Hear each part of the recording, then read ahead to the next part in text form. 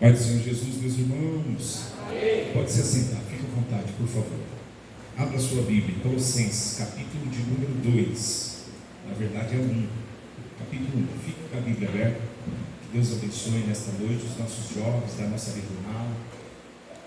Que Deus continue abençoando, possa multiplicar cada dia mais, não só multiplicar, mas que possa haver em nosso meio uma permanência de cada um. E que Deus possa levantar muitos jovens no nome do Senhor Jesus. Eu tive a oportunidade também de ser dirigente de jovem, de participar da mocidade. Eu, com 20 anos me converti e participei da mocidade. Depois nos tornamos também líder de mocidade. Nossa mocidade ela não era muito grande numericamente falando, mas era uma bênção, irmãos. E nós louvamos a Deus por isso. Que Deus abençoe a liderança, o trabalho, os pastores que têm apoiado, das nossas congregações, no nome de Jesus. Capítulo de número 1, Colossenses. Eu, ontem estive aqui ouvindo o pastor pregar, recebendo a palavra e também o objetivo de que o Espírito Santo me orientasse relacionado ao que ele gostaria de falar conosco.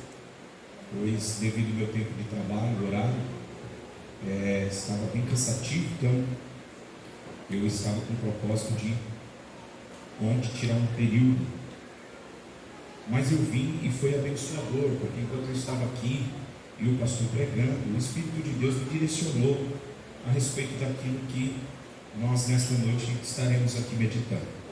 Então no versículo de número 13, eu vou trabalhar em cima desses dois versículos, versículo 13 e o versículo 14. Capítulo de número 1 de Colossenses, versículo de número 13 e 14. Diz assim: Ele nos tirou da potestade das trevas e nos transportou para o reino do Filho do seu amor, em quem temos a redenção pelo seu sangue, a saber, a remissão dos pecados. Amém, irmãos? Amém. Fique com a sua Bíblia aberta, conforme for necessário, e acompanhe no nome de Jesus os capítulos que nós vamos usar, já que nós estamos em uma escola bíblica. Quando nós falamos de reino, irmãos, nós precisamos entender o que é o reino de Deus. Alguns dizem que é sinônimo entre reino de Deus e reino dos céus, alguns outros fazem uma diferença. Mas, quando nós estudamos diretamente o reino, nós precisamos entender em cada contexto o que o reino dele significa, porque não é em todo contexto que o reino significa a mesma coisa. Nós temos, por exemplo, um reino escatológico que ainda vai acontecer. Esse reino escatológico está relacionado até com o que o pastor Miguel falou aqui, o estabelecimento do reino. Esse reino escatológico, ele foi rejeitado.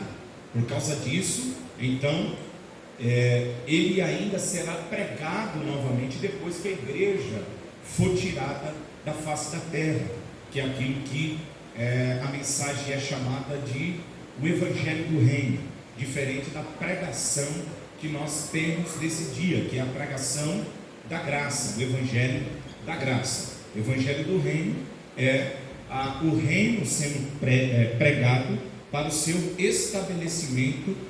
Isso acontecerá na grande tribulação. Então nós temos essa linha de entendimento de reino. Nós temos também alguns que falam do reino espiritual. O reino espiritual, ele atuando em nosso meio por intermédio do rei que é dono desse reino. Ou seja, o reino não foi estabelecido, mas o reino desse reino, ele já esteve aqui. E diante disso, ele traz as características desse reino. Então, quando Jesus estava no meio de um lugar, o reino de Deus ali estava. Quando ele diz o reino de Deus está no meio de vós, né? Então, aonde Jesus estava, o reino de Deus ele estava. E quando Paulo ele fala do reino aqui já é uma outra perspectiva. Esse reino que nós vamos falar hoje, então, esse reino é o domínio. Então preste muita atenção, porque é muito importante vocês jovens, nós que estamos aqui, entender a respeito disso. É uma palavra muito séria que Paulo está falando. principalmente para quem conhece a doutrina de calvinismo e arminianismo, arminiano e calvinistas, que os calvinistas, por exemplo, entendem que a pessoa que uma vez ela foi predestinada à salvação, diferente daquilo que nós compreendemos, que a nossa predestinação está em Cristo, então eles não acham que as pessoas podem cair, e aqueles que caíram não é porque eles desviaram, falharam, alguma coisa nesse sentido, mas eles não foram chamados para a salvação, então um pouco diferente daquilo que nós cremos. Então veja a importância de nós entendermos o que Paulo ele está falando. Por quê? Olha o versículo de número 13, ele fala: ele nos tirou da potestade das trevas e nos transportou para o reino do Filho do seu amor. O que Paulo ele fala aqui? Ele faz uma afirmação dentro desse versículo sobre o que Deus fez na vida dele e na vida dos colossenses, da igreja. Ele diz assim, ele atribui essa pessoa a Deus, a primeira pessoa do singular, aqui ele é Deus. Então ele diz assim: ele nos libertou. Então observe que reino aqui é domínio tirânico de Satanás. Então ele está dizendo assim: ele nos tirou do domínio tirânico de Satanás e nos transferiu, nos transportou para uma mudança de lugar. Então houve uma mudança. Observe isso, por favor, que é muito importante. Deus nos transportou de um domínio para outro domínio. Dentro do Antigo Testamento, que nós chamamos de tipo, e no Novo de antítipo. O antítipo é a revelação do tipo. Por exemplo, nós temos o tipo quando o povo está no cativeiro. Faraó como tipo de Satanás, Moisés como tipo de Cristo. Ele entra dentro do Egito, tipo do mundo, para trazer a libertação, matando o cordeiro com sangue, tipo de Cristo, e liberta eles do poder de Faraó, que é um tipo de Satanás, e transporta eles com o objetivo de levar para Canaã, que é um tipo de Cristo. Então, é mais ou menos isso que Paulo está fazendo aqui.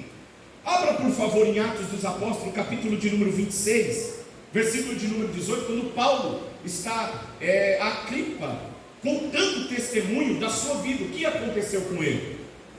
Então preste muita atenção nisso aqui. Atos dos Apóstolos, capítulo de número 26, no versículo de número 18, essa experiência de libertação e também aqui do chamado de Deus para a vida de Paulo, que era Saulo, Então, no capítulo de número 26, ele diz assim, ele está contando o testemunho dele, que Deus o chamou. E aí chega no versículo de número 18, ele diz assim, para lhe abrires os olhos, preste atenção, das trevas, e converter a luz e ao poder, a luz e do poder de Satanás a Deus, a fim de que recebam a remissão dos pecados e sorte entre os santificados pela fé em mim. Então Paulo está dizendo: o Senhor ele me libertou, e hoje ele me chamou para que eu pregue e a visão dos gentios sejam aberta. E o que acontece? Eles venham se converter das trevas e do reino de Satanás para o reino de Deus. Para o quê? Para receber a remissão dos pecados. Então preste atenção aqui que Paulo está dizendo uma coisa: há dois reinos, irmão. Há aqui o reino das trevas e há aqui o reino da luz. Paulo diz que existem dois reinos: o reino de Deus e o reino das trevas. E cada um desses reinos, ele tem um governante. E esses governantes, eles exercem poder sobre a vida dos súditos desse reino. E é isso que Paulo está falando aos Colossenses. Abre por favor em Efésios capítulo 2, versículo de número 2. Observe, por favor, aqui a relação de domínio que existia quando os irmãos da igreja da cidade de Éfeso, antes de Cristo, isso acontecia com eles. Então todos nós que estamos aqui, é muito importante nós entendermos isso, entender que nós estávamos debaixo de um governo, e quando Cristo ele entra na nossa vida, ele nos transporta para um outro governo, para um outro domínio. Versículo de número 2, ele diz assim, em que noutro tempo, falando da vida passada, andaste segundo o curso deste mundo. Ou seja, nós, assim como eles, éramos governados, meus irmãos, pelo príncipe que rege esse mundo, o governante deste mundo.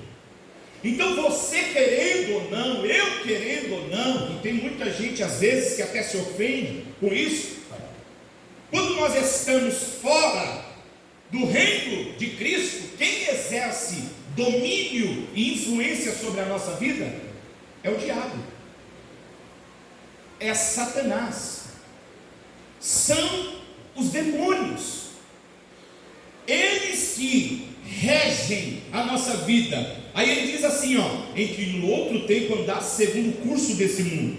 Aí ele diz, segundo o príncipe das potestades do ar, que é Satanás, e do espírito que agora opera nos filhos da desobediência.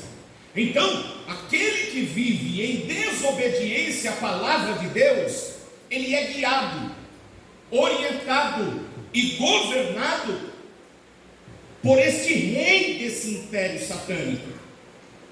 Então preste bem atenção, porque é muito importante nós entendermos aqui que nós éramos então filhos da desobediência antes de Cristo.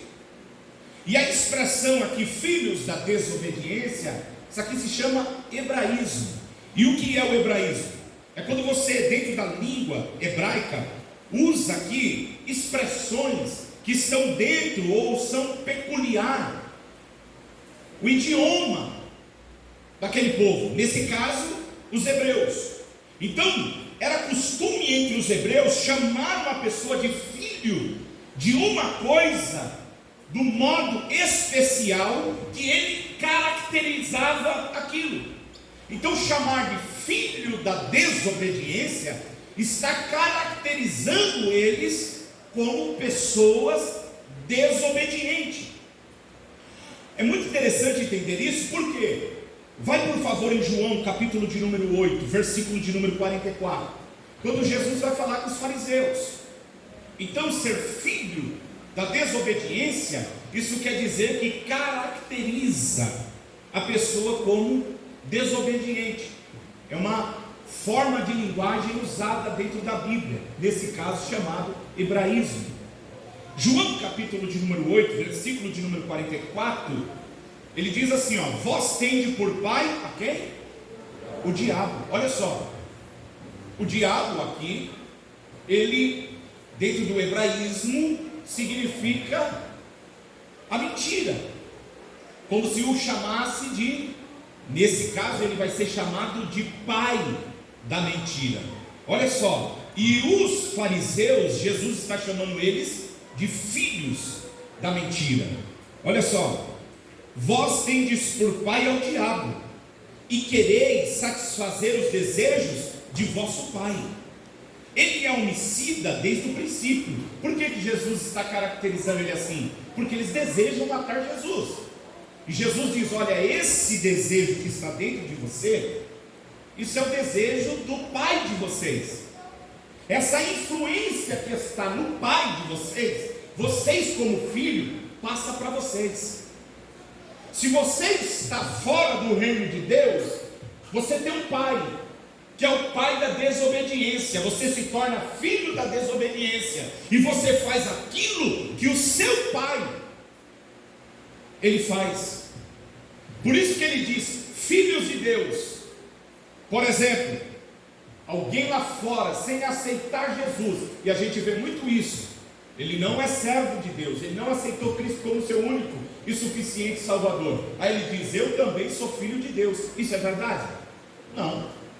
Ele é uma criatura de Deus, mas ele não é filho de Deus. Por quê? Porque o filho de Deus vai se caracterizar com as características do seu pai, porque o pai gera esse caráter na vida do filho. Quem está me entendendo? Filho de Satanás, quando eu digo filho de Belial, isso é um hebraísmo. O que eu estou dizendo? Que as características deste demônio, do diabo, está na vida daquela pessoa. Quando chama de filho de Belial, sabe o que ele está dizendo? Essa pessoa se caracteriza um demônio. Ele traz em sua vida as características e o caráter do pai. Isso é muito sério, para você pensar. Isso é muito sério. E Jesus chama os religiosos aqui de filhos do diabo. Eles têm o pai deles como Satanás, que é o pai da mentira. E ele diz: e vocês desejam fazer a vontade dele. Por quê? Porque eles estão em um reino que tem um governante que exerce influência sobre a vida dele. Quem está entendendo? Se você entender isso aqui, eu já glorifico a Deus. Existem dois reinos. Dentro desses dois reinos há um governante em cada um. Esse governante, ele exerce influência sobre a vida daqueles que estão debaixo da sua autoridade. E esse governo traz na vida desses características, então, do pai ou do rei daquele reino, que o torna, então, como esse governante. É isso que Paulo, então, ele está fazendo os colossenses aqui entender, que eles haviam sido transportados para o reino do seu amor. Eles haviam sido tirados do reino de Satanás e levados por Jesus, ou por Deus, para o reino de Jesus. Nesse domínio, como que o diabo trabalha? Preste atenção, 2 Coríntios capítulo 4, por favor. Gostaria de que os irmãos estivessem, por favor, abrindo a Bíblia. Vai na Bíblia. Nós estamos aqui numa escola bíblica, e eu gostaria muito que você entendesse isso, principalmente você, jovem, que está aqui, para que você valorize verdadeiramente, porque às vezes nós não temos essa compreensão, e é como se nós levássemos as coisas na brincadeira. Alguns não compreendem o que aconteceu no mundo espiritual. Isso aqui é muito sério. Isso aqui é muito sério. Nós precisamos entender que existem influências que influenciam a nossa vida. E esses dois reinos apenas no mundo espiritual ele existe: reino de Deus e reino do diabo, Satanás. Um dos dois vai influenciar a sua vida. Aqui nós vamos ver o que Paulo fala à igreja de Corinto. Olha só, no capítulo 4, versículo 4. Ele diz assim: nos quais o Deus deste século, chama ele de Deus aqui, letra minúscula, porque você sabe, irmãos, por exemplo, quando Adão ele pecou, ele era esse rei que estava no Éden. Então, no céu, Deus manda. Na terra, quem mandava? O homem. O domínio estava sobre a mão de quem? A autoridade estava sobre a mão de quem? Do homem. Quando o homem pecou, Satanás ele tinha sido lançado do céu. A terra é de quem? O céu é de quem? Qual é o único lugar que Satanás pode habitar? Chama ele de potestade do quê? Do ar. Paulo diz que ele habita onde? Regiões celestiais. O diabo está no inferno, irmão? Não. Quem está no inferno é as almas que morreram sem Jesus. Aonde está Satanás? Na onde? Regiões celestiais. Da onde você vem, Satanás? O que ele diz? Rodear a terra. O céu é de quem? A terra é de quem? O único lugar que ele tinha para habitar era onde? Aonde? Nas regiões celestes, no ar. Só que ele desce lá no Éden. E o que ele faz Adão fazer? Ou a Eva, no caso? Pecar. Quando Eva peca, Adão perdeu o quê? O domínio. A morte entra. Ele perdeu o domínio. E agora quem reina nesse mundo que foi entregue ao homem e se torna Deus dele é quem? É quem? É quem? Satanás. Só que ele pode reinar nesse mundo aqui, sim ou não? Sim ou não? Não. Ele é um intruso. Para ele estar aqui, ele precisa do quê? Precisa do quê, irmãos? De um corpo. Para ele estar aqui, ele precisa possuir um corpo. Ele é um intruso. Por que que expulsamos Satanás? Expulsamos por quê? Porque que o demônio não queria ir para o abismo. Porque ele sabe que aqui, a terra, esse domínio, quando fala de reino escatológico, é quando Jesus vai novamente trazer o reino dele para essa terra. Por quê? Porque a Bíblia diz que a chave está na mão dele. Aquilo que Adão perdeu, Jesus reconquistou. E ele vai estabelecer esse reino. E nesse reino, Satanás não tem domínio. Não pode. Isso é muito forte, irmão. Para você pensar. Os demônios são intrusos. Os demônios precisam de um corpo para que eles possam habitar. A terra, Deus deu ao homem, mas o homem perdeu por causa do pecado. E o que acontece? A partir desse momento, Satanás governa mediante o pecado as vidas. As vidas se tornam cativas, porque ele se torna o príncipe deste mundo, príncipe das trevas, porque a comunhão foi cortada com Deus por causa do pecado. Olha como ele trabalha, capítulo 4, versículo 4. Vocês não estão entendendo? Está muito difícil. Está entendendo? Capítulo 4, versículo de número 4. Nos quais o Deus deste século fez o quê? Cegou o entendimento de quem? Dos incrédulos. Aonde o inimigo trabalha na vida das pessoas? No entendimento. No entendimento. E o que ele faz no entendimento da pessoa? Cega. Ele cega para o quê? Olha lá. Para que não lhe resplandeça a luz do Evangelho da glória de Cristo, que é o quê? A imagem de Deus. Então o diabo consegue fazer aqui com que o incrédulo não perceba a glória de Cristo. A luz de Cristo aqui é conhecida aos homens aqui através do que o versículo está falando? Preste atenção no versículo. A luz, ela resplandece. Alguém falou. Evangelho. Olha só. Evangelho. A palavra evangelho em português significa boas novas. Evangelho, boas novas. Evangelismo, aplicação das boas novas na vida das pessoas. Preste bem atenção. Continuo.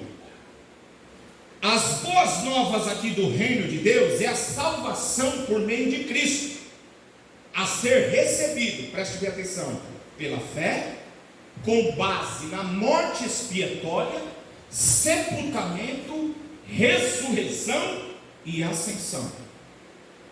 Então o mundo está condenado. O mundo não será. O mundo jaz no maligno. Já está condenado. Cristo vem com uma natureza diferente de Adão. A natureza dele é divina. Ele não traz a genética de Adão, ele traz a natureza de Deus, aquela que Adão tinha antes de pecar. Então imagine isso aqui. Isso aqui é muito forte. Só que ele vem como homem, dependendo extremamente de Deus e do Espírito Santo. Ele morre, ele ressuscita e ele ascende ao céu. E essa é a mensagem que hoje nós pregamos para aqueles que estão em trevas, no reino das trevas. É a boa nova. Vai por favor em Romanos, capítulo de número 1, versículo de número 16 e 17. Você que está aqui nesta noite, veja a importância de pregar o que? O Evangelho. Pregue o Evangelho. O que é o Evangelho? Ele é recebido pela fé, com base na morte expiatória, o sepultamento de Jesus, a sua ressurreição e ascensão. É as boas novas. Veio alguém, morreu, pisou na cabeça da serpente, ressuscitou, subiu ao céu, está à destra do Pai. Essa é a boas novas. Aqueles que estavam sentados em trevas, viu uma luz. É Jesus, irmão, que vem vindo. Por quê? Porque o incrédulo, ele está com a sua mente cega. Ele está fumando maconha, fumando crack, indo para a prostituição. E para ele, isso daí não faz mal algum. Ele não entende. Ele está matando, ele está no pecado. E você fala com ele, a sua mente, irmão, ela tem uma fortaleza. Capítulo de número 10 de Corinto vai dizer: Satanás levantou paredes na mente para que a palavra de Deus não resplandeça. É a boas novas. Veja a importância de se pregar o Evangelho. Versículo de número 16: porque não me envergonho do quê? Por que Paulo não se envergonhava do Evangelho de Cristo? Alguns se envergonhavam. Por quê? Porque ele morreu na cruz. Como que um Salvador morre na cruz? Quem morria em um madeiro era amaldiçoado. Ele se fez maldição por nós. Você já imaginou isso aqui? Ele carregou sobre ele a maldição. Alguém olhava e não entendia: como que você vence mediante a morte? Só que ele morreu e venceu a morte. Porque a morte, ela é o último inimigo a ser vencido. Ela entrou. Quando o ímpio morre, você já viu o semblante dele? Não é diferente de quando o justo morre? Porque quando o justo morre, meus irmãos, nós vemos o que a parábola, não é parábola, é uma história, no capítulo 16 de Lucas. Os anjos vieram consolar. E quem busca o ímpio? Quem busca o ímpio? A morte. A morte é como um personagem aqui. Ela entrou. Vai ser o último inimigo a ser lançado, junto com o inferno. Alguns pintam a morte de um jeito, não sei dizer se é daquele jeito, mas certo é que a morte vem. Com Jesus foi assim: ele morre e a morte vem para pegar ele e aprisionar no Hades. Alguém diz assim: portas do inferno não prevalecerão contra a igreja. Ele diz: a porta do inferno são os ataques do diabo. Não é isso que o texto diz. A porta do inferno é esta região para onde ia a morte, todos os mortos, justo e ímpio. Só havia uma separação: aonde estava o ímpio, lugar de tormento; aonde estava o justo, lugar de gozo e de paz, conhecido como seio de Abraão. Mas todos tinham medo do quê? Da morte. Quando ele diz que as portas do inferno, ele está dizendo, não é inferno como nós entendemos. Hades é a palavra correta. As portas do Hades, que é a região dos que tinha um que dominava. Quem era? A morte. A morte. Todo mundo tinha medo. Só que quando Cristo morre, a morte vem para pegar ele. Só que qual que é o aguilhão da morte? O pecado. A pessoa vai sair daquele lugar de tormento, a morte vem e segura, por causa que o pecado prende nesse lugar de tormento. Com Jesus foi diferente. Quando Jesus desce as partes mais baixas da terra e a morte vem pegar, Paulo diz assim: onde está a morte e tormento? Por quê? Porque ele não tem pecado. Ele venceu a morte. Aleluia. Você está entendendo, irmão? Isso é muito forte. Ele venceu a morte. Aleluia. Ele desce essas partes mais baixas, aonde estava Ezequiel, aonde estava Eliseu, aonde estava Raabe, aqueles que morreram em esperança, esperando aquele que pisaria na cabeça da serpente. Dentro da cultura judaica, pisar em uma cobra era alguém que não tinha pecado. Ninguém dentro da cultura judaica tem o poder de pisar numa cobra, porque eles temem a esse animal. É uma representação do diabo. Um homem só pisa na cabeça de uma serpente dentro da cultura judaica se ele não tiver pecado. Aí Paulo diz: e ele vai esmagar a cabeça da serpente, porque ele não tem pecado. Você pode glorificar a Deus, irmão? Você pode glorificar, só que não está entendendo, por favor. Aleluia. E assim como aconteceu com ele, acontece conosco. Quando nós morremos, não é a morte que vem nos buscar, mas é os anjos do Senhor. Glória a Deus. Lá no céu não tem mais morte. Aleluia. Veja o que ele diz aqui, versículo de número 16: porque não me envergonho do Evangelho, pois é o poder de Deus para de todo aquele que, primeiro dos judeus, que ele veio para os judeus, e também dos gregos. Porque nele, em quem? Em Jesus, descobre-se a justiça de Deus. Eu não sou justo porque eu sou justo. Eu sou justo porque eu me revisto de Jesus, que é a justiça de Deus. Aleluia. Eu não vou para o céu por causa das minhas boas obras. Eu vou para o céu por causa da obra que ele fez e eu creio nele. Aleluia. Isso é muito forte. Nele está a justiça de Deus. Aí ele diz assim, ó: e de fé em fé, como está escrito, mas o justo viverá da fé. O Evangelho é as boas novas, é a pregação de que Jesus veio para a terra e venceu as trevas, o poder das trevas. E hoje todos que creem na obra dele vivem não por vista, mas por fé. Recebem a salvação, são transportados para um outro reino. É por isso que aqui, olha o versículo de número 17 do capítulo de número 10 de Romanos. Quando a pessoa crê em Jesus, quando você diz assim, ó, eu aceito isso dentro da teologia, há pessoas que são contra o apelo, a pessoa vir e confessar, né? Falam que foi John Wesley que iniciou com isso e tal. Independentemente dessa cultura que nós pentecostais temos, da manifestação de alguma maneira visível, quando uma pessoa aceita, ela recebe a mensagem que foi falada aqui. O problema não está na semente, o problema está onde? A terra é o que? Dentro da parábola, coração. O coração.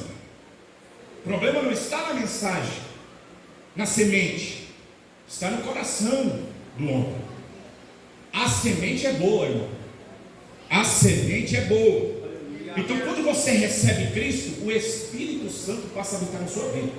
A partir do momento que você diz assim, Pai, eu te recebo. Você ouviu o Evangelho que veio no mundo, que nos libertou da maldição da lei, porque a lei, ela não salva, ela aponta, ela diz não faça.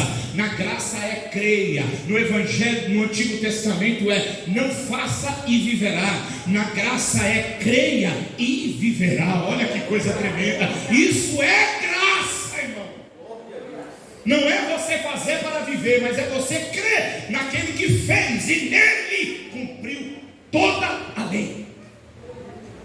Porque Tiago diz que se você tropeçar numa vírgula, você está condenado do mesmo jeito. Só que Jesus cumpriu toda a lei. E eu não consigo cumprir, mas eu creio nele.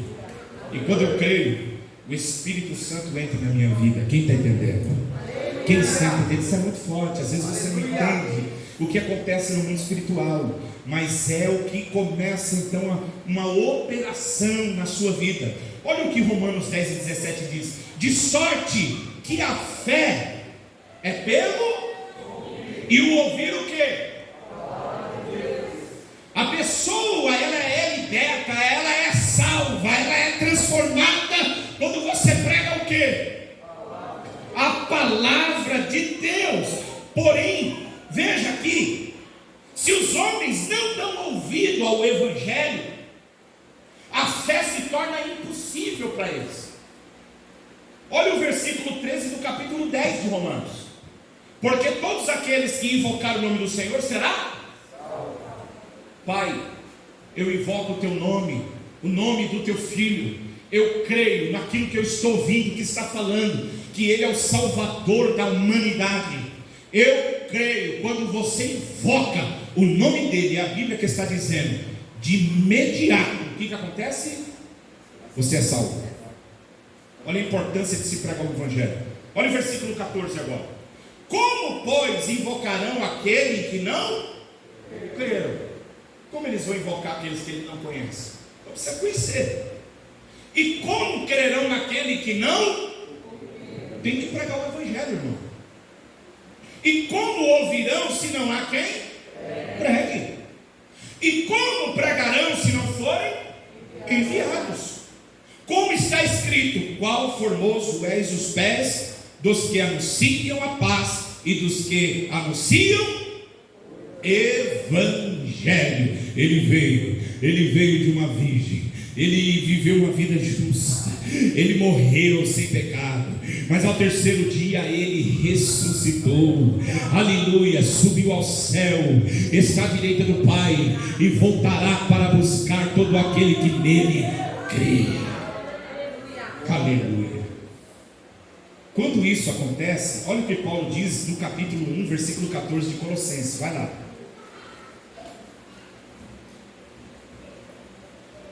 Paulo está combatendo aqui os judaizantes, os gnósticos, que estavam se infiltrando na igreja e estavam poluindo esse evangelho. Que o diabo quer é isso, irmão: que o evangelho seja falsificado. Paulo diz que a nossa mensagem não é falsificada. Aos Coríntios ele diz isso. Ele diz: nós pregamos e falamos de Deus na presença de Deus. Aleluia. Olha o versículo 14: em quem temos a redenção pelo seu sangue, a saber, a remissão do pecado, ou dos pecados. Duas coisas que ele diz aí: redenção e remissão. Redenção, o que quer dizer? É recomprar. Esta era uma linguagem usada em mercados naqueles dias. Por exemplo, algo que um dia foi seu e você, devido a alguma circunstância negativa, você perdeu. Você voltava ao mercado e sabe o que você fazia? Redimia. Redenção é comprar. E não só isso, olha que interessante: por meio de um pagamento de um resgate. Esse termo aqui é usado para libertar das cadeias, da escravidão ou da prisão. Nós estávamos aprisionados. Cristo veio, sabe o que ele fez? Pagou o preço, não para o diabo, para Deus, porque Deus é justo. E qual foi o preço? Não foi com coisas corruptíveis, foi com o próprio sangue. Ele pagou o preço por nossa vida. E o que ele fez? Ele nos redimiu. Redenção quer dizer então comprar e pagar. E remissão é perdão. E alguns usam que é não só perdão, mas é desculpar. Olha que interessante essa palavra, remir. Aqui já tem uma linguagem que era dentro do templo, usada dentro do templo, que tem uma relação com propiciação, que era expiação, ser derramado sangue. Então, olha o que diz Hebreus 9:22. Eu vou ler aqui. Quase todas as coisas, segundo a lei, se purificam com sangue. Aí ele diz assim, ó: e sem derramamento de sangue não há remissão. Cristo veio, e Cristo então ele é a nossa remissão. Deixa eu ler isso aqui, olha que interessante. A remissão produz como resultado que a culpa seja apagada da memória, como se o dano nunca tivesse sido causado. É por isso que o salmista vai dizer que Deus, ele coloca uma pedra sobre o pecado, e aí você diz assim: Deus, pequei de novo. Era como se Deus olhasse para você e dissesse: o que? Pecou de novo? Mas quando você pecou? Por quê? Porque quando você pede perdão e o pecado vem, o que acontece? Remissão. Ah, mas isso vai te dar liberdade para pecar? A Bíblia diz: só porque nós estamos na graça, não, nós vamos continuar no pecado? Não, de forma alguma. Então nós precisamos entender. Remissão é um ato tão forte que não faz parte das rotinas. Olha que interessante isso. Processuais das sociedades modernas. Nos regimes mais autoritários, como na monarquia ou similares, esse ato era previsto, mas só podia ser praticado pela autoridade máxima em circunstâncias extremas e especiais, mediante a compensação dos danos. Então você paga, você repara o dano. Isso significa que a compensação do dano tinha que ser feita pela autoridade que se dispunha a decretar a remissão. Houve o pecado, Deus amou o mundo de tal maneira que ele fez o quê? Deu seu filho. O que ele está fazendo? É isso daqui, reparando: vou entregar o meu filho, mas é muito alto. Eu sou Deus, justo, e pela justiça Adão pecou. Eu preciso redimir a humanidade. Por quê? Porque agora o príncipe desse mundo está governando. A morte entrou, não era para isso. E agora? Eu preciso restabelecer a ordem desse mundo, porque esse mundo era do homem. Satanás, ele ficava nas regiões celestes, não podia aqui no céu, porque ele foi lançado do céu. Não na da terra, porque eu dei autoridade para Adão. Aqui no céu ele é um intruso, e lá na terra ele era um intruso, mas por causa do pecado possibilitou que ele dominasse a humanidade. E para que isso possa ser restituído, eu que sou a maior autoridade preciso pagar. E como que eu vou pagar? Meu filho vai descer lá. É muito forte, né, irmão? Eu acho que vale a pena a gente glorificar Deus, sim ou não? Isso acontecendo, vai em Romanos capítulo 8, versículo de número 1. Quando isso acontece, aí a Bíblia vai dizer assim, ó: portanto agora nenhuma condenação há para os que estão que não andam segundo a carne. Aqui não é segundo os frutos, as obras da carne. Ser segundo a carne aqui nesse versículo é aquele que não aceitou Jesus, é aquele que ainda não recebeu Deus. Esse está na carne. E quando nós recebemos a Deus, nós estamos no, porque Ele nos transportou. Ele nos tirou do reino das trevas e nos trouxe para o reino do seu amor. Aqui, quem está nesse reino? Nenhuma condenação há para aqueles que estão em Cristo Jesus. Você entende isso? Só que o que Paulo está dizendo aqui? que o diabo, meu Deus, ela já foi. O que o diabo quer? Tirar você, tirar eu.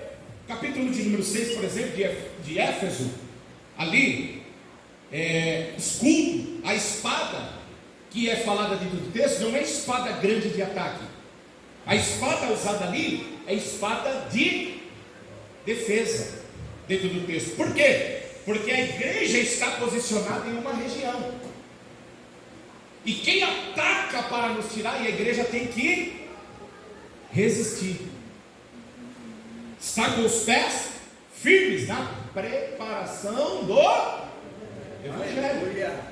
Por quê? Porque o inimigo, jovem, você que está aqui, deixa eu te dizer uma coisa: o diabo vai fazer de tudo para tirar você do reino da luz, porque no reino da luz não há condenação.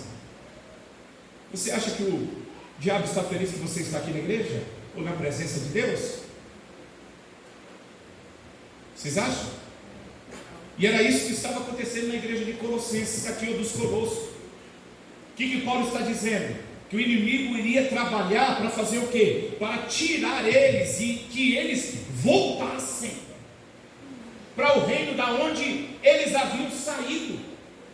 Eles saíram desse reino, irmãos. Nós saímos do reino das trevas. Aleluia. E nós fomos transportados para o reino da luz. E aí, ontem, enquanto eu estava aqui, o pastor Ricardo estava pregando, veio uma frase no meu coração que eu li de um anônimo. Diz assim, ó: não volte para onde você teve que orar muito para sair. Nós estamos em uma posição que alguém orou, que nós oramos e nós conseguimos sair. Nós fomos libertos, irmãos. Saímos do mundo, uns saímos da droga, outros da prostituição, outros da vida do crime. Só Deus sabe de onde você saiu, quantos demônios, irmão, que precisaram cair, e hoje você está aqui, ó, no reino do Filho, do seu amor. Aí o inimigo está fazendo o quê? De tudo para que você volte aonde você lutou tanto para sair. E aí, quais são os cuidados que nós precisamos ter para não retornar da onde nós saímos? Era isso que Paulo estava dizendo: tome cuidado, porque nós fomos transportados desse reino. Só que o inimigo, ele não para. Enquanto nós estivemos aqui, ele foi derrotado, mas ainda não foi condenado, preso. Ele já foi vencido na cruz do Calvário, só que ele continua trabalhando neste mundo. Ele já foi julgado, a sentença já foi batida na cruz do Calvário. Jesus disse: aleluia, está chegando a hora do príncipe deste mundo ser julgado, e na cruz ele foi julgado. Glória a Deus. Só que ainda ele não foi condenado à prisão. Ele sabe que o dia dele está contado, mas ele não quer ir sozinho. Ele quer levar eu, ele quer levar você, ele quer levar nós. Ele quer nos levar para esse lugar, irmão.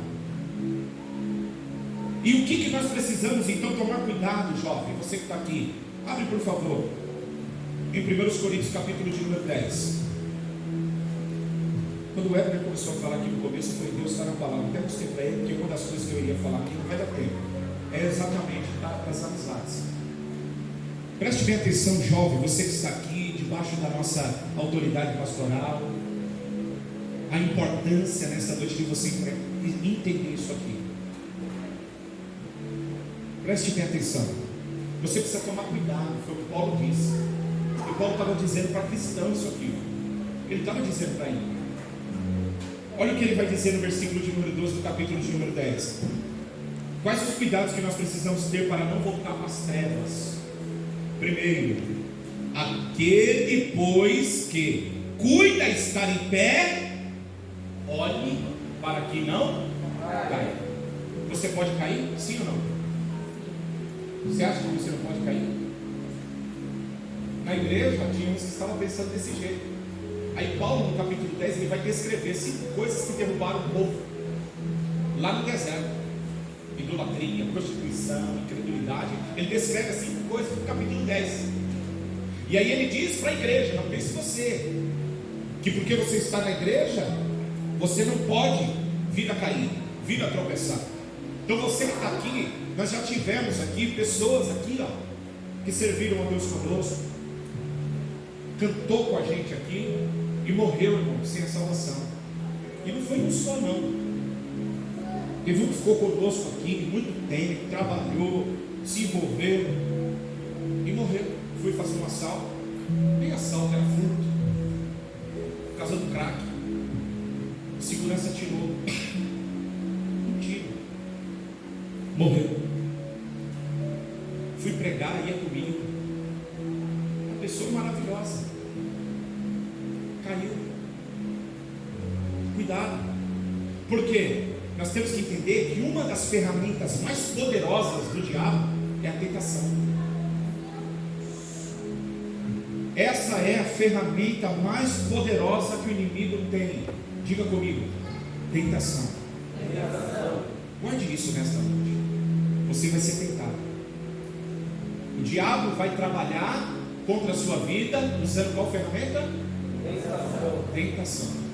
Já que ele não pode possuir você, o crente não é possuído, ele é oprimido, porque dentro de nós o Espírito Santo está. Um crente que cai endemoniado, ele não é crente. Ele não é crente. Se ele for crente,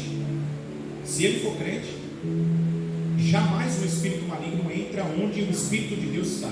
Para que um valente entre, é necessário tirar o outro. Quando Cristo vem, ele manieta aquele valente que está lá. O demônio diz: pode ser daí. Eu tenho poder. Agora o diabo não tem poder de dizer assim: eu vou entrar na vida do Hélio. Porque quando ele chegar lá, ele vai encontrar um que é mais valente do que ele. Então essa é uma doutrina errada que muita gente, a gente teve uma aqui, né? A gente tinha uma irmã que caía direto demoniada. E eu peguei, chamei, no caso até a Cristina que estava discipulada, falei para ela: missionária, olha, vamos preparar um estudo aqui, eu vou explicar para essa irmã, que ela precisa entender. E eu sentamos com ela e falei: irmã, eu queria que a irmã me contasse o que acontece quando a irmã cai. Aí ela falou assim: pastor, quando as pessoas estão vindo, estão pregando, estão chegando perto de mim, e vem uma voz na minha cabeça, e aí já era. Eu disse: está vendo? Isso é opressão, irmão, não possessão. Porque crente não é possuído. Se você é crente de verdade, você não pode acontecer isso com você. Expliquei para ela a palavra de Deus. Disse: quando isso acontecer, isso é dados inflamados do maligno, o que a Bíblia diz, na mente da pessoa, não a possessão, porque a possessão tira toda a humanidade da pessoa, a consciência. Marcos capítulo de número 5. O diabo se aposta da pessoa e exerce toda a influência, ódio. A pessoa coloca, lembra? Ele quebrava as correntes, aquele demoniado. Não tinha quem podia com ele. Aquele estava possesso. Crente não fica possuído. Crente é oprimido. Opressão é ao redor. São dardos. O diabo pode lançar seta, mas ele não pode te possuir se você está na presença de Deus. Aleluia! Vocês estão entendendo isso aí? Essa segurança nós que somos crentes precisamos ter. Mas o que é importante a gente entender? Que para que ele consiga isso, ele usa uma ferramenta. Qual que é mesmo? Tentação. Olha para quem está do seu lado. Eu sei que isso é chato para caramba, mas diga para ele: cuidado com a tentação. Preste atenção. Abre aí por favor em Mateus capítulo 26, versículo de número 41. Os discípulos de Jesus aqui, eles estavam se sentindo muito seguros, irmão. O perigo estava ao redor e eles não estavam vendo o mundo espiritual. Eu acho fantástico, acho que é o capítulo 8, se não me engano, que Jesus diz assim: ó, o príncipe deste mundo vem vindo aí, mas ele não tem parte comigo. Os discípulos não estão vendo. É a mesma coisa de nós estarmos aqui. É por isso que eu digo, irmão, nós temos que ensinar os nossos filhos, quando está na igreja, não ficar com o celular. Nós temos que ensinar a não ficar brincando na igreja. Por quê? Porque existe um mundo espiritual. Isso constantemente eu falo para os meus filhos em casa, para o meu filho, brinquedo, essas coisas. Por quê? Porque existe um reino espiritual. E Jesus viu o que os discípulos não viram. Jesus viu que o diabo estava vindo. É a mesma coisa, imagina que nós estamos aqui, e aí você está desapercebido aqui, ó. Está aqui só sentado. Só que você não está vendo que o príncipe deste mundo, quem acha para mim aí esse versículo? Que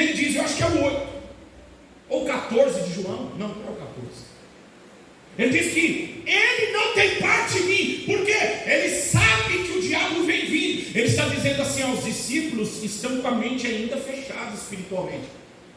Eles não estão entendendo, o diabo vem vindo para atacar. E eles estão aí, pensando que é oba-oba. Não, irmão, não é oba-oba não. Isso aqui é coisa séria. Nós estamos aqui, há uma arquitetação do diabo contra a vida dos teus filhos, contra a vida de você jovem que está aqui, contra a vida do pastor, do líder, contra o seu casamento, você que é casado, você jovem, há uma arquitetação. O diabo está trabalhando para quê? Para que ache alguma coisa para ele te derrubar. E como ele faz? Em redor, buscando a quem possa. Ao redor ficam os anjos, o Espírito está dentro. Só que Paulo diz assim: não dê. Não entendi. Não dê.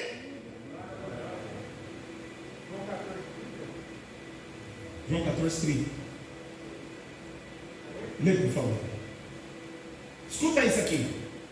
Já não falarei muito convosco, porque se aproxima o príncipe deste mundo e nada tem em mim. Jesus estava dizendo assim: na minha vida ele não vai poder entrar. Por quê? Porque na minha vida não tem o quê? Brecha. Ele vem vindo. Jesus vê o mundo espiritual. Você já imaginou isso aqui? Que coisa fantástica, irmão. Jesus vê o mundo espiritual e vê ele vindo. Aí a mocidade está uma bênção, daqui a pouco quebra pau, jovem sai, aí eles acham normal. Divisãozinha, não gosto desse, não gosto daquele. Você não sabe de nada, filho. Você não entendeu ainda o que é o reino espiritual. Às vezes você está comendo do alimento que o inimigo está lançando. O inimigo está jogando dardo dentro da igreja e a pessoa está aqui, ó. Não gosto dessa roupa, isso eu não faço, isso eu não sei o quê. Você não sabe de nada, e o inimigo só aqui, ó. E os discípulos não estão nem entendendo. Aí olha o que Jesus diz, versículo de número 41. Vamos ler todos? Mateus capítulo 26, versículo de número 41. 1, 2 e 3. Vigiai e orai, para que não entreis em tentação. Na verdade, o espírito está pronto, mas a carne é fraca. Primeiro, Jesus mandou fazer o quê? Vigiai. É orar primeiro? Não. Primeiro é o quê? E os discípulos não estavam o quê? Vigiando, irmão. Vigiando. Eles não estão vigiando. Eles estão do lado de Jesus ali, está achando que tudo é brincadeira. E Jesus está dizendo assim: olha, o reino das trevas está se movendo, o diabo está trabalhando. Pedro disse contra mim: pode todo mundo aqui te negar, menos eu. Aí ele diz: rapaz, você não sabe o que eu ouvi no mundo espiritual. O diabo pediu você, pediu os discípulos também. Mas ele disse: me entrega, igual fez com Jó. Mas eu roguei ao Pai, sabe por quê? Porque eu vi que você não ia suportar. Você está aqui na igreja, aí imagina. O diabo diz assim: ó, eu vou pegar esse jovem.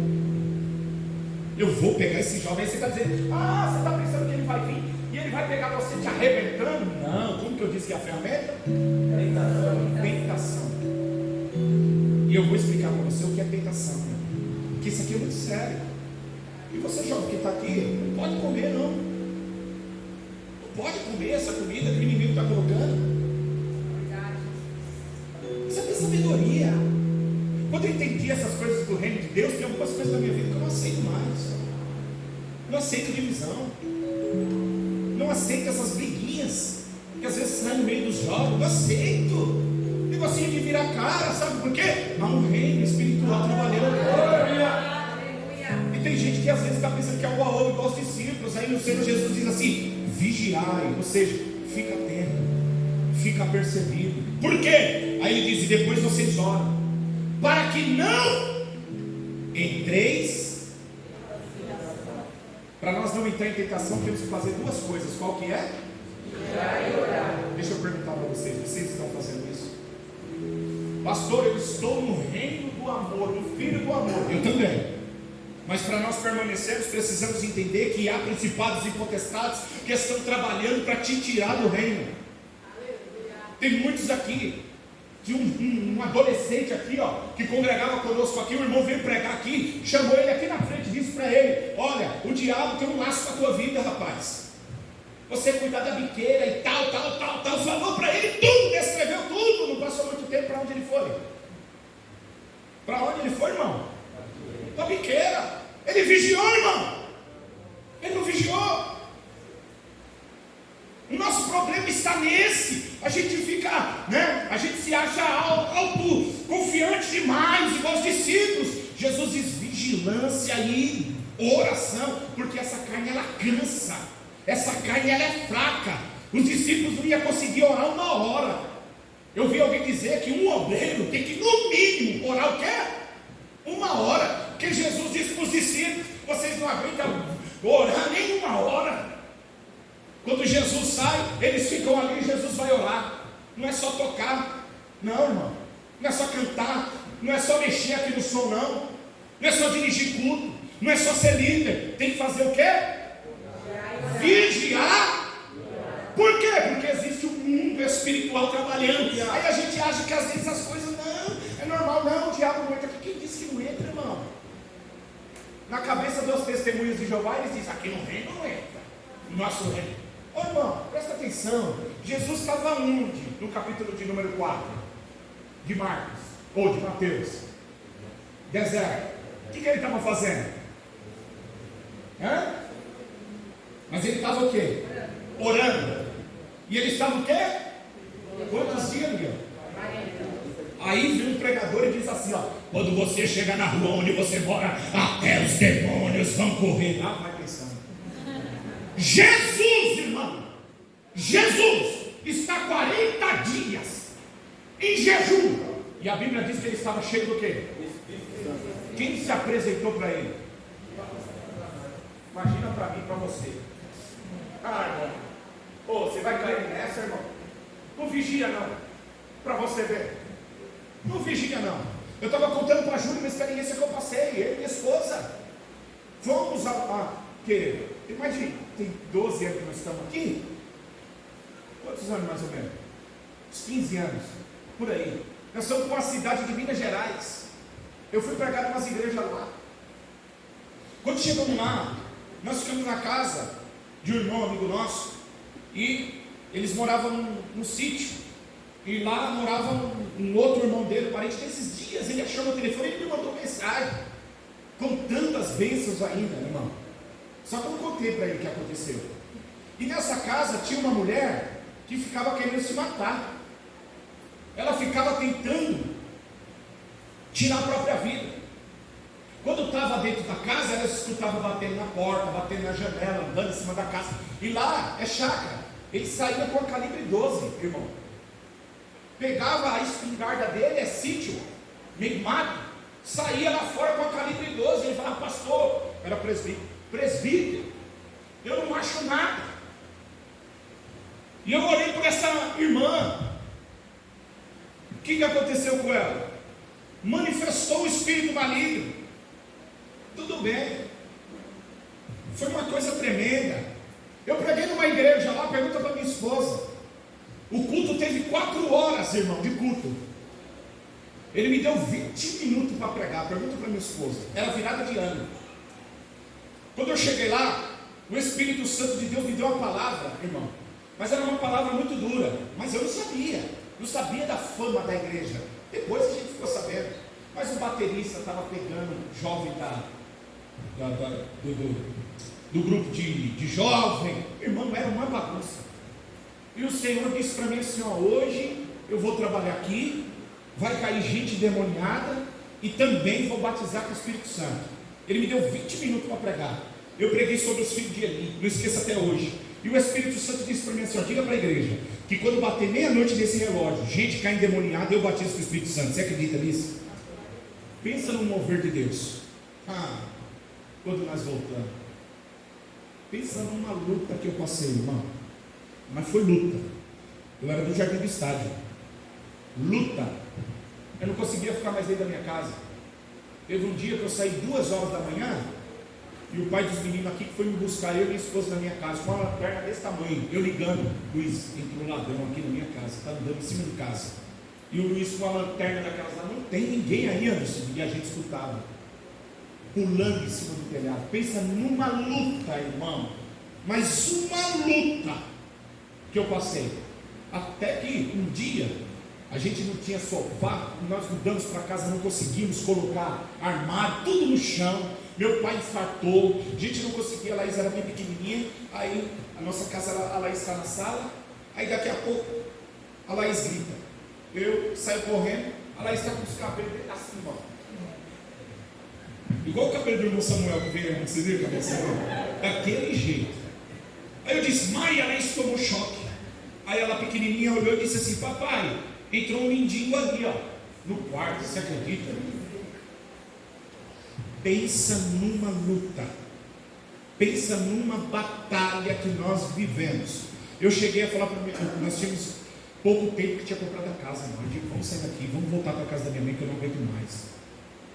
Luta, opressão do diabo, não é brincadeira não, gente, não é brincadeira. Deus fez um trabalhar lá tremendo, que esses dias, olha quantos anos, ele achou meu telefone, me ligou, e falando das bênçãos, contando as bênçãos. Glória a Deus, irmão, glória a Deus. Mas o reino espiritual, ele existe, gente. Nós precisamos entender. Quem está me ouvindo nesta noite? Olha só, continuando, por favor, eu já vou parar.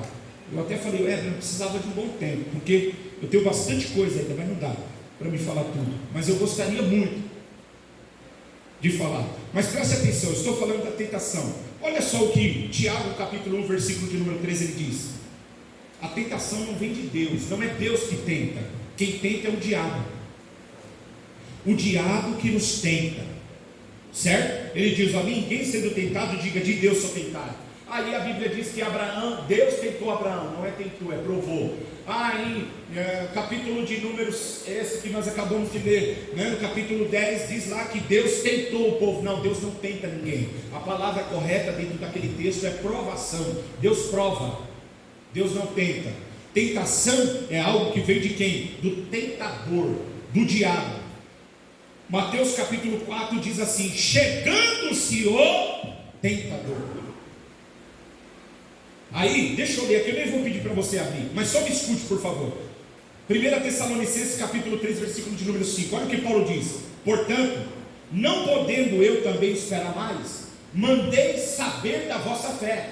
Olha o que ele diz. Temendo que o tentador vos tentasse, e o nosso trabalho viesse ser inútil. Imagine os líderes, né, que agora eles estão indo para o Santa Cristina, cooperar ali, junto com o pastor Lino, mas eles continuam sendo líderes. Os líderes trabalham, aí você faz um EBJ, você faz tudo, para quê? Para fortalecer a fé, e isso pode ser inútil, se você não entender que existe o quê? Um tentador. Paulo diz isso, ó, o nosso trabalho vier ser inútil. Você precisa entender. Você pode fazer curso de aconselhamento, você pode fazer todos os cursos que você imaginar. Você precisa estar apercebido e atento, entender que existe um tentador e como ele trabalha. Qual que é o propósito da tentação? Você pecar. Porque se você não pecar, ele não pode tocar em você. Ele precisa de uma brecha. Ele precisa que você saia desse reino que você está, irmão. E como que ele trabalha? Ele trabalha para tentar te tirar. Agora olha o que Tiago capítulo 1 versículo 14 ele diz. Mas cada um, aí diz assim, ó, é tentado quando atraído e engodado pela sua própria concupiscência. Diga comigo essa palavra, se nós falarmos 3 vezes aqui, vai gravar aqui, vai parecer que todo mundo aqui está falando em línguas estranhas. Concupiscência. Fala rápido 3 vezes, concupiscência. E dá glória a Deus para você ver. Concupiscência. O que é isso? Atraído e engodado. Essa expressão aqui expressa a intensidade com que o desejo seduz o indivíduo até ele se envolver de maneira trágica. O que é a concupiscência? A concupiscência está relacionado com o velho homem, com a sua natureza. Sua natureza, qual que é a natureza antiga que nós chamamos? Adâmica. Essa natureza, ela não se converte. Não pense você. Nós temos uma natureza caída. Nós não temos a genética que Jesus tem, que vem do Pai. Nós temos a genética de Adão. Nós trazemos em nós uma natureza caída. O que contamina o homem, ainda que a gente fala de maneira higiênica, é o que entra ou o que sai do coração. A natureza do homem tem a prostituição. Aqui, nesta noite, pode ter jovem que tem dentro dele já esse pecado do adultério, mas nem casou ainda. Não se escandalize, pode ter no nosso meio jovens com desejos homossexuais. Ladrão, como fala? Cleptomaníaco. Cleptomaníaco. Você pode estar aqui nesta noite e dentro esse Adão que está aí dentro de você trazer isso, você não entende. Aí sabe o que você pensa? E aonde muitas igrejas erram, e a gente vê hoje esses pastores pregando que você tem que se entregar. Você não pode, irmão, se entregar ao seu desejo. Você tem que lutar, você tem que resistir. Por quê? Porque o Adão, ele luta, ele quer te levar. Pastor, mas eu oro, quanto nós tivermos deste corpo, nós vamos ter que guerrear, irmão. Por quê? Porque nós temos uma natureza caída. Não tem uma música lá que ele diz assim: mas todo dia o pecado vem. Todo dia. O que contamina você não é o que entra, é o que está lá dentro. O que é tentação? Billy Graham diz assim, tentação é um grito que o diabo dá do lado de fora para despertar o velho homem que está aqui dentro. E como? Com aquilo que você gosta. O diabo não. Numa aula de missiologia, não esqueça até hoje a professora falando: missões você não faz com o que você gosta, você faz com o que o povo gosta. Isso é perigoso, sim ou não? Mas você pesca com aquilo que você come, ou com o que você gosta. Você dá para o peixe o quê? O que ele gosta. A tentação está baseada nisso. O inimigo fica aqui, buscando. Peraí, deixa eu achar qual que é a fraqueza dele. Lembra de Sansão? Onde que está a sua fraqueza? É no cabelo? É na onde? É aonde? É assim, irmão. O Senhor nos transportou para o reino da luz, mas o inimigo quer nos tirar desse reino. E como que ele faz? Ele busca qual que é a fraqueza dele, qual que é a fraqueza dela. Eu preciso achar. Por quê? Porque eu achando qual que é a arma que o diabo usa? Tentação. E é o que você gosta. E aí, eu queria falar bastante coisa aqui, mas não vai dar.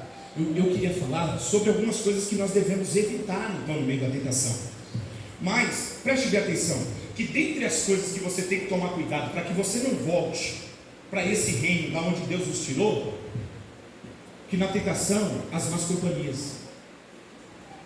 Tome cuidado com as más companhias. Desconstrução dos valores. Começou a semear. Lembra de como ele fez lá no Jardim do Éden? Ele não sabia, ele precisava saber qual que era a fraqueza. Ele diz: não foi assim, assim, assim que Deus falou, é assim que ele disse. O que ela fala? Não, claro que não. Foi assim e assim. Quando ele pegou, aí ele diz: foi isso? Aí ele vira contra Deus. Aí ele coloca assim: sabe por que ele falou isso? Porque ele quer dominar sobre vocês. Ele quer que vocês fiquem debaixo da tutela, da autoridade dele. Sabe o que você faz? Pode comer, porque a hora que você comer, você se transforma no Deus da sua vida. A mesma coisa que ele fez com Jesus. Porque o que o diabo queria? Que ele agisse independente de Deus, sem ser submisso a Deus. Quando você age fora da submissão, rebelião, isso é pecado de feitiçaria. É a mesma coisa, ele se apresenta e diz: você é filho de Deus? Se você é filho de Deus, você tem autoridade.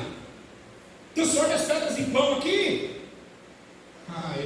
forma alguma, você acha que eu vou agir com o meu poder? De forma alguma, eu sou dependente dele, eu só faço o que eu vejo ele fazer. Não, pula daí que ele vai dar ordem aos anjos. Não. De forma alguma, eu sou dependente de Deus. O diabo queria levar ele a isso. Olha só, a desconstrução que ele faz, a Eva acredita no que. E quantas vezes nós estamos vendo jovens acreditando naquilo que o diabo está falando? Isso não tem problema, isso não tem nada a ver. Seu pai é um quadrado, seu pastor, desculpa a expressão, é um bobão, ele não sabe o que é bom, tá? Então, meu filho, mergulha na tentação. Você precisa tomar cuidado, que uma das ferramentas que Satanás usa são relacionamentos. Cuidado com os teus relacionamentos, porque o diabo coloca uma pessoa, às vezes, que vai mexer bem na sua fraqueza. Qual que era de Sansão? Vocês lembram? O que Sansão não podia ver? Mulher. O que o inimigo faz? Pagou. Esses dias eu estava até com o evangelista Miguel, fomos numa igreja, e eu estava falando para homens, e eu disse para eles: vocês precisam entender que o diabo paga. Você sabia, Evelyn, que o diabo paga para te ver fora aqui, do reino de Deus? Para te ver fora da igreja? Você sabia, Tiago? Vocês sabiam, vocês que estão aqui, que o diabo paga para vocês não estar aqui? Vocês lembram do testemunho daquela cantora Fabiana Anastácio? O diabo paga. Canta aqui no mundo, vem para cá, eu pago para você, eu te dou o que você quiser, me pede, mas canta para mim, canta aqui no mundo, vem para cá, eu pago. Eles foram até Dalila e disseram assim: Dalila, descobre qual que é, aonde está a fraqueza dele. Deixa eu só ler um negócio aqui, tinha muita coisa aqui, irmão, mas vai ficar para uma próxima, em nome de Jesus. Mas deixa eu só ler uma história aqui de João Crisóstomo. Eu acho isso fantástico. Conhecido como Boca de Ouro. Era um homem que tinha uma fala, uma homilia. Eles dizem que era impressionante esse homem pregando. João Crisóstomo, preste bem atenção. Conhecido como Boca de Ouro. O imperador de Constantinopla, instigado por sua esposa Eudóxia, quis castigar o santo. Disse: olha, eu vou matar esse homem. A mulher instigou ele para matar Crisóstomo. E ele então falou: eu vou matar esse homem. 5 juízes propuseram diversos castigos. Conversaram com 5 juízes, e cada um falou uma coisa. Aí um diz assim: manda-os ao desterro, disse um. Tira-lhe os bens, acrescentou o outro. Mete-o na prisão acorrentado. Aí o outro disse: tira a vida. E o último, por fim, disse ao imperador: se o mandais ao desterro, ele estará lá contente, sabendo que em toda parte Deus estará com ele. Se despojar dos seus bens, não estará o prejudicando, mas prejudicando os pobres, porque ele usa o que tem para dar para os pobres. Se o encerrar em um calabouço, ele vai beijar as correntes. E se o condenar à morte, estará abrindo as portas para o céu. Só tem uma coisa que você pode fazer. A única coisa a qual ele tem medo é pecar. Faz ele pecar. Você já pensou isso aqui? É muito sério? Pode prender, não vai adiantar. Tira os bens, não vai adiantar. Mande ele para longe, não vai adiantar nada disso. Você quer destruir a vida dele? Faça ele pecar. Essa é a arma do inimigo, irmãos. Hoje eu falo aqui sobre 6 maneiras de nós vencermos a tentação, mas vai ficar para uma próxima vez. Eu fiquei no primeiro, mas eu disse nesta noite que nós precisamos tomar cuidado para não voltar para o lugar aonde nós oramos tanto para sair. Jovem, saiba que há uma investida. Pastor pastor, isso é para colocar medo? Não, é um alerta. Quem está me entendendo? Só há uma maneira do diabo te parar, com a tentação. Ele não pode parar você, irmão, a não ser você mesmo. Você é o seu maior inimigo. Só tem uma maneira dele te parar: fazendo você pecar. E foi o que fizeram com Sansão. E é o que ele está trabalhando na vida, como eu disse aqui, testemunho contando, de jovens que estiveram conosco, passaram por aqui, cantaram. Isso pode acontecer com você também, isso pode acontecer comigo. Por isso que Paulo usou. Cuidado. Nós temos que tomar cuidado. Então eu iria falar: primeiro, tome cuidado com a tentação. Segundo, cuidado com as más companhias. Terceiro, cuidado com o engano do pecado. A Bíblia chama de engano. Por quê? Porque há caminhos que ao nome parece ser direito, mas o final é a morte. Mas é o engano. Lembra de Sansão? Ele não pode tocar em coisa podre, em animal morto. O que o diabo faz? Coloca uma colmeia, um favo de mel. Em cima tem doce, mas embaixo tem o que? Podridão. É isso que o diabo faz. Você que está aqui nesta noite, eu queria que você se colocasse de pé para nós fazermos uma oração. Eu até passei do horário, me desculpe, mas nós vamos fazer uma oração. E eu queria que você entendesse nesta noite que a arma do inimigo é a tentação. Ele vai te tentar. Você precisa se conhecer. Qual que é a sua fraqueza? E o que você tem que fazer? Fugir da aparência do mal. Conheça você. Qual que é a tua fraqueza? Olha, a minha fraqueza é isso aqui, ó. E eu preciso entender que é bem aí que o inimigo vai bater.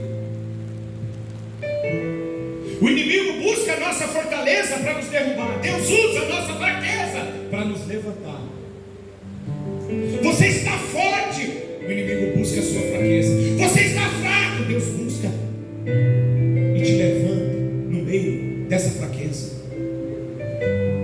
Mas eu queria que você pensasse nesta noite, olhasse para você com toda a sinceridade do teu coração e falasse: qual é a tua fraqueza? Que contamina o homem não é o que entra, é o que sai da alma. Depois leia o capítulo 15 de Mateus, o que Jesus disse. Ele disse que o homicídio, a pessoa que mata, é daqui que vem. Eu peço que o Espírito Santo de Deus nessa noite toque na vida de jovens que estão aqui e encha vocês e nos encham do Espírito Santo de Deus. De Deus.